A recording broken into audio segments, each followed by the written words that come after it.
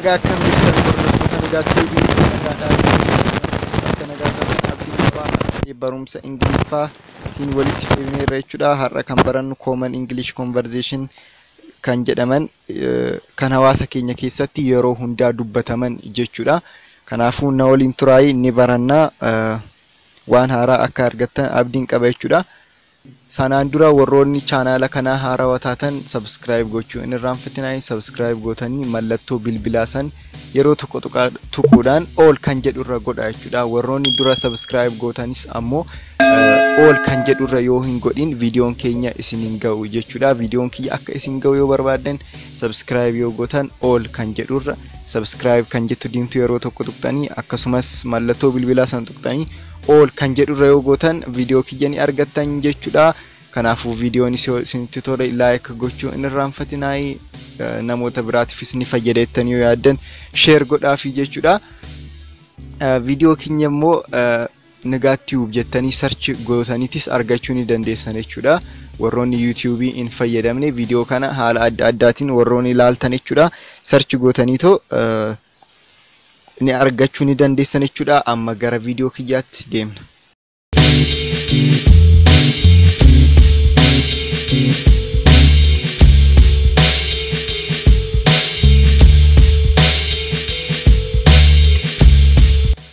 Okay, har'a kan barannu Common English Conversation kan jedhaman haasawwan iddoo adda addaatitti dubbataman hawaasa keessattis ta'uu danda'a isaan jechuudha. Amma fakkeenyaaf yoo eegallu jechuudha. What are you doing? What are you doing? What are you doing? Maal hojjechaa jirta? Amma kana yoom gaafachuu dandeenya nama tokko amma maal akka hojjechaa jiru yoo beekuu barbaanne jechuudha. Nama tokkoon maal hojjechaa jirta jechuu barbaanne what are you doing jennaan jechuudha. What are you doing jennaani maal akka hojjechaa jiru yoo barbaanne jechuudha. I trust you. I trust you. I trust you. Sin amana. Amma kun wanta adda addaati ta'uu danda'a. Namni tokko waa isiniin jedhee na amantaa yookaan isiniin jechuu danda'a jechuudha. I trust you jechuun sin amanaa jechuudha. I trust you yoo jettanii sin amanaa jettaniin jechuudha. Okay, kan itti aanu ammoo all the best. All the best. Kanammoo all the best kan jedhu kana namoota tokko amma yoo gaggeessitanii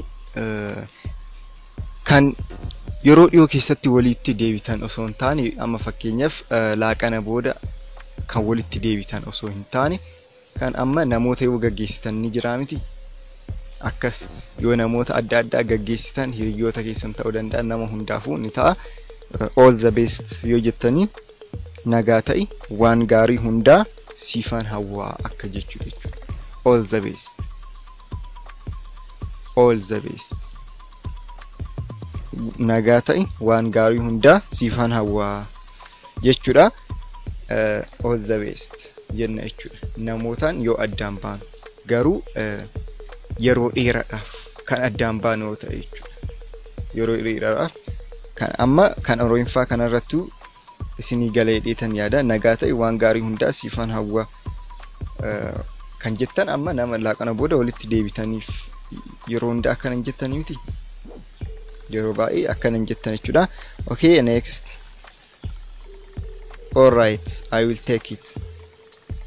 All right, I will take it. All right, I will take it. Gaarii nan fudha. All right, I will take it.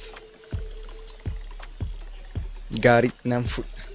Kanammoo yoom itti fayyadamna jechuudha. Amma fakkeenyaaf shooppii wayii yookaan iddoo wanta adda addaa bitan wayii dhaqneetoo wanta tokko fudhachuuf namichi sun mallaqa meeqa akka ta'e yoonitti wanta tokko bituu barbaanne yookaan fakkeenyaaf amma kophee tokko gaafanne jechuudha. yoo la agana jedhee nutti hime maallaqni kophee sun ittiin gurguramu agana yoo jedhe maal jechuu ni dandeenya? Alright, I will take it. Gaarii na fudha jechuu ni dandeenya jechuudha. Okay, next. Anything else? Anything else? Anything else? Waan biraa hoo? Anything else? Waan biraa hoo? Anything else? Waan biraa hoo? Jenna jechuudha. Okay, kan biraa ammoo fi inni dhumaa jechuudha. I'm sorry. I shouldn't have said that. I'm sorry. I shouldn't have said that. I am sorry. I shouldn't have said that. Dhiifama akkas jechuu hin qabu ture. Amma fakkeenyaaf kan ammoo yoon fayyadamtanii namootaan wanta tokko jettanii wanta san immoo jechuu yoo hin qabne yookaan dhiifama gaafachuus bakka dhiifama gaafachuudhaaf jechuudha kana kan fayyadamtanii dhiifama jechuudhaaf wanta tokko wanna ta'uu hin qabne yookaan wanta jechuu hin qabne tokko namaan yeroo tokko inni jennaa miti wanta jechuu hin qabne jechuudha yaannetis odoon ta'in yookaan yaannetis ta'a namoota san immoo dhiifama gaafachuu barbaanne wanta san akka dubbachuu hin qabne dhiifama gaafachuu barbaanne jechuudha. I'm sorry, I shouldn't have said that. I'm sorry, I shouldn't have said that. Dhiifama akkas jechuu hin qabu ture. Dhiifama akkas jechuu hin qabu ture. Jenna jechuudha. Okay, viidiyoon keenyaarraa egaa kanuma akka irraa fayyadamtan abdiin qabaa. Viidiyoo akkana yeroo hundaa akka argattaniif warroonni subscribe godhin subscribe godhaa jechuudha. Mallattoo bilbilaa san immoo all kan jirtu turra godhaa jechuudha akka hin irraanfanne. Viidiyoon kiyyammoo yoo isinitti tole like gochuun irraanfatinaa akkasumas yaada qabdan immoo naaf barreessaa jechuudha. Mee yaaduma viidiyoo kanarratti qabdan gaariidhumas ta'uu danda'a. Wannuma ta'e naaf barreessaa baa jechuudha. Isinis akkana waliin jirtan kanan ani ittiin arguudha jechuudha. Kanaafuu viidiyoon keenyaarraa kanuma bakkuma jirtanitti nagaa ta'a. Bye.